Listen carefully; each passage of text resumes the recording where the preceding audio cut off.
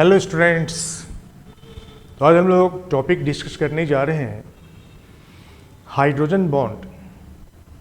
Yes, it is very important topic and इसके बहुत सारे इफ़ेक्ट्स होते हैं सब्सटेंसेस पे, जैसे ये मेल्टिंग पॉइंट को, बॉइलिंग पॉइंट को, डेंसिटी को, फिजिकल स्टेट ऑफ मैटर को, एसिडिक और बेसिक स्ट्रेंथ को,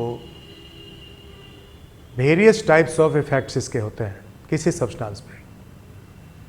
तो हाइड्रोजन बॉन्ड बहुत ही इंपॉर्टेंट टॉपिक है केमिकल बॉन्ड के अंदर। हाइड्रोजन बॉन्ड होता क्या है, सबसे पहले हम लोग ये समझते हैं। हाइड्रोजन बॉन्ड एक इलेक्ट्रोस्टैटिक फोर्स है। वह ऑपरेट करता है in between molecules and sometimes with in a molecule. कभी कभी मॉलिक्यूल के बीच में हाइड्रोजन बॉन्ड ऑपरेट होते हैं और बहुत से ऐसे सब्सटेंस हैं जिसमें with in a molecule hydrogen bond operate हो जाता है। दोनों के इफेक्ट अलग अलग होते हैं डिफरेंट सब्सटेंसेस पे। तो हाइड्रोजन बॉन्ड का डेफिनेशन क्या होगा, हाइड्रोजन बॉन्ड कैसे बनता है, किस कंडीशन में बन सकता है, हम लोग इसके बारे में स्टडी करते हैं। हाइड्रोजन बॉन्ड एक इलेक्ट्रोस्टैटिक फोर्स है। जो hydrogen atom bonded with highly electronegative atom like fluorine, oxygen और nitrogen and the electronegative atom of small in size containing lone pair electron के बीच में ऑपरेट होता है। जब हाइड्रोजन एटम किसी हाईली इलेक्ट्रोनेगेटिव एटम से बॉन्डेड होते हैं, as like hydrogen atom fluorine से बॉन्डेड होते हैं, या हाइड्रोजन एटम ऑक्सीजन से बॉन्डेड होते हैं, या हाइड्रोजन एटम नाइट्रोजन के साथ में बॉन्डेड होते हैं, in that condition hydrogen atom पे सफिशिएंट पॉजिटिव चार्ज होता है। इस पॉजिटिव चार्ज के कारण ही ये दूसरे एटम के लोन पेयर के साथ में अट्रैक्ट हो जाते हैं और इसी से हाइड्रोजन बॉन्ड फॉर्म करता है। अब जैसे है HF मॉलिक्यूल के नियर बाय कोई दूसरा HF मॉलिक्यूल आ जाए तो फिर इस दोनों HF मॉलिक्यूल के बीच में हाइड्रोजन बॉन्ड ऑपरेट कर जाएगा, क्योंकि इस फ्लोरीन पर लोन पेयर इलेक्ट्रॉन है और इस हाइड्रोजन एटम का बॉन्डिंग फ्लोरीन के साथ है और इस हाइड्रोजन एटम पे सफिशिएंट पॉजिटिव चार्ज है। तो ये दोनों मॉलिक्यूल एक दूसरे के साथ में बॉन्डेड हो जाते हैं with electrostatic force and that electrostatic force is called what, it is called as hydrogen bond in between the HF molecule. ठीक उसी तरह से वाटर मॉलिक्यूल का वाटर मॉलिक्यूल के साथ हाइड्रोजन बॉन्डिंग होता है। इसमें हाइड्रोजन एटम पे सफिशिएंट पॉजिटिव चार्ज होते हैं और oxygen atom have lone pair electron.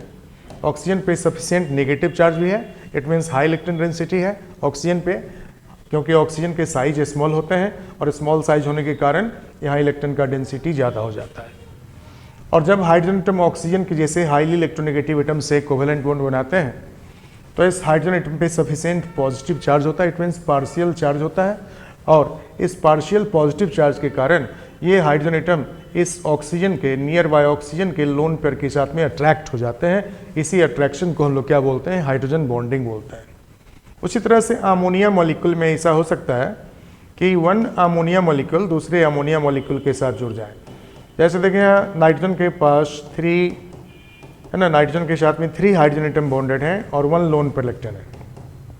उसी तरह से दूसरा जो अमोनिया मॉलिक्यूल इसके नियरर होगा, इसमें आपको नाइट्रोजन एटम के लोन पेयर के साथ ये जो हाइड्रोजन एटम नाइट्रोजन के जैसे इलेक्ट्रोनेगेटिव एटम से बॉन्डेड हैं उससे अट्रैक्ट हो जाते हैं।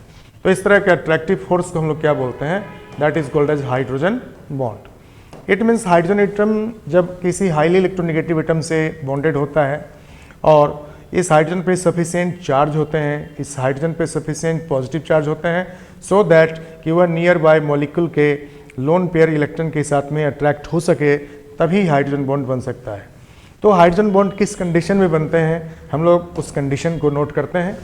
हाइड्रोजन बॉन्ड का जो फॉर्मेशन होता है उसका कंडीशंस क्या है, किस कंडीशंस में हाइड्रोजन बॉन्ड फॉर्म कर सकते हैं। Conditions in which hydrogen bond formation can take place, किस कंडीशन में हाइड्रोजन बॉन्ड का फॉर्मेशन हो सकता है। तो एक कंडीशन है कि hydrogen atom bonded with a highly electronegative atom, hydrogen atom एक हाईली इलेक्ट्रोनेगेटिव एटम के साथ में बॉन्डेड होने चाहिए, लाइक फ्लोरीन के साथ में, ऑक्सीजन के साथ में और नाइट्रोजन के साथ में बॉन्डेड होने चाहिए। और दूसरा कंडीशन है कि highly electronegative atom should be smaller in size. Highly electronegative atom should be small in size. जब एक highly electronegative atom small size का होगा जिससे हाइड्रोजन एटम बॉन्डेड है, तभी हाइड्रोजन बॉन्डिंग का कंडीशंस होता है। तो हाइड्रोजन एटम को फ्लोरीन जैसा या ऑक्सीजन के जैसा या नाइट्रोजन के जैसा एटम के साथ में ये जब जुड़ा होता है तो इसके जो साइज भी होते हैं वो स्मॉल होता है। फ्लोरीन का, ऑक्सीजन का और नाइट्रोजन का साइज भी स्मॉलर होता है और ये हाईली इलेक्ट्रोनेगेटिव एटम भी होते हैं और इन सब के पास लोन पेयर इलेक्ट्रॉन का भी प्रेजेंस होता है। तो ये तीन एलिमेंट फ्लोरीन, ऑक्सीजन और नाइट्रोजन हाइड्रोजन बॉन्ड बनाने का क्राइटेरिया पूरा करते हैं तब जब ये हाइड्रोजन के साथ में बॉन्डेड होते हैं। फ्लोरीन, ऑक्सीजन या नाइट्रोजन जब हाइड्रोजन के साथ में बॉन्डेड होते हैं देन ये fulfil the criteria to form the hydrogen bond. तो जहाँ कहीं भी किसी भी मॉलिक्यूल में फ्लोरीन के साथ में हाइड्रोजन जुड़ा हो या ऑक्सीजन के साथ में हाइड्रोजन जुड़ा हो या नाइट्रोजन के साथ में हाइड्रोजन जुड़ा हो, वहाँ पर हाइड्रोजन बॉन्डिंग निश्चित रूप से होता है। तो हाइड्रोजन बॉन्डिंग वाटर में हो सकता है क्योंकि वाटर में OH ग्रुप है, OH बॉन्ड है। हाइड्रोजन बॉन्डिंग अमोनिया में हो सकता है क्योंकि अमोनिया में नाइट्रोजन के साथ में हाइड्रोजन बॉन्डेड है। हाइड्रोजन बॉन्डिंग अमीन्स में हो सकता है क्योंकि अमीन में भी नाइट्रोजन के साथ में हाइड्रोजन बॉन्डेड होते हैं।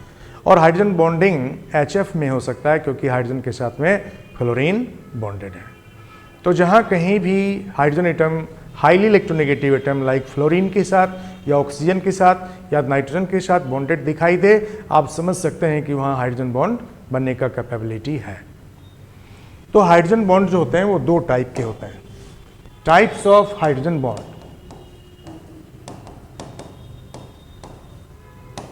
इसमें एक टाइप होता है जिसको बोलते हैं इंटरमॉलिक्यूलर हाइड्रोजन बॉन्ड और दूसरा टाइप होता है जिसको बोलते हैं इंट्रामॉलिक्यूलर हाइड्रोजन बॉन्ड।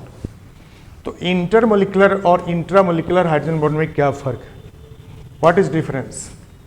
देखिए, जब आपको दो मॉलिक्यूल के बीच में हाइड्रोजन बॉन्ड बन जाए, इन बिटवीन मॉलिक्यूल जब हाइड्रोजन बॉन्ड बनता है तो आप इस तरह के हाइड्रोजन बॉन्ड को इंटरमॉलिक्यूलर हाइड्रोजन बॉन्ड बोलते हैं क्योंकि यहाँ दो H2O मॉलिक्यूल के बीच में हाइड्रोजन बॉन्ड बन रहा है।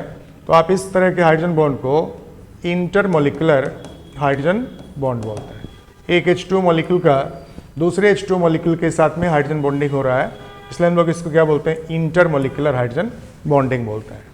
लेकिन जब इंट्रामॉलिक्यूलर हाइड्रोजन बॉन्डिंग की बात हो गई तो देखिए विद इन अ मॉलिक्यूल दो एटम के बीच में हाइड्रोजन बॉन्ड का फॉर्मेशन होता है, then it is called as intramolecular. जैसे यहाँ बेंजीन के साथ में एक OH ग्रुप जुड़ा है और एक नाइट्रो ग्रुप भी जुड़ा है। इस नाइट्रो ग्रुप में ऑक्सीजन के पास लोन पेयर इलेक्ट्रॉन होते हैं और ये हाइड्रोजन एटम जो ऑक्सीजन से जुड़े हैं वो पार्शियल पॉजिटिव चार्ज होते हैं इस पर। तो ये हाइड्रोजन एटम जो OH ग्रुप वाले हैं ये इस नाइट्रोजन के लोन पेयर के साथ में अट्रैक्ट हो जाते हैं। तो इसी अट्रैक्शन को हम लोग क्या बोलते हैं, that is called as intra molecular hydrogen bonding. क्योंकि यहाँ within a molecule hydrogen bond बन रहा है तो हम लोग इसको क्या बोलते हैं, इंट्रामॉलिक्यूलर हाइड्रोजन बॉन्डिंग। तो हाइड्रोजन बॉन्डिंग जब मॉलिक्यूल के बीच, किसी मॉलिक्यूल के अंदर किसी दो एटम के बीच बन जाए तो आप उसको इंट्रामॉलिक्यूलर हाइड्रोजन बॉन्डिंग बोलते हैं। जैसे यहाँ 2-नाइट्रोफिनॉल में इंट्रामॉलिक्यूलर हाइड्रोजन बॉन्ड बन गया OH ग्रुप और NO2 के बीच में, तो आप इसको बोलते हैं इंट्रामॉलिक्यूलर हाइड्रोजन बॉन्डिंग। इस कंपाउंड का नाम है 2-नाइट्रोफिनॉल या इसको ऑर्थोनाइट्रोफिनॉल भी बोलते हैं।